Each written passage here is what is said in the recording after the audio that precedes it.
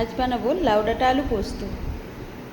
তার জন্য আমি লোহার কড়াইতে দিয়ে দেবো পরিমাণ মতো তেল, আর দেবো কালো জিরে, শুকনো লঙ্কা ফোড়ন। যেমন আমি লাউ ডাঁটা কেটেছি তেমনি আমি আলুটাও কেটে নিয়েছি। লাউ ডাঁটা সেদ্ধ হতে বেশি সময় লাগবে না, তাই জন্য আমি আলুটাকে আগে একটু ভেজে নিচ্ছি। ভেজে নেওয়ার পরে কেটে রাখা লাউ ডাঁটাগুলোও দিয়ে দেবো। লবণ হলুদ পরিমাণ মতো দিয়ে আমি ভালো করে ভেজে নেব। ভেজে নেওয়ার পরে দিয়ে দেবো কুচনো পেঁয়াজ, টমেটো। আবারও একটু নাড়াচাড়া করে দিয়ে দেবো বেটে রাখা পোস্ত। তবে এখানে পোস্তর পরিমাণটা একটু বেশি দিয়ে রাখতে হবে, তাহলে খেতে ভালো লাগবে। পোস্ত দেওয়ার পরে কিছুটা সময় নাড়াচাড়া করে নেওয়ার পরে দিয়ে দেবো পরিমাণ মতো জল। একটু নাড়াচাড়া করে ঢাকা দিয়ে সেদ্ধ হতে দেবো।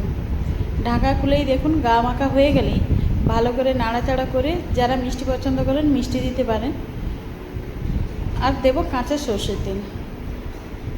আবারও একটু নাড়াচাড়া করে নামিয়ে গরম ভাতে পরিবেশন করুন। লাউ ডাঁটা আলু পোস্ত একবার বানালে বারবার বানাতে ইচ্ছে করবে।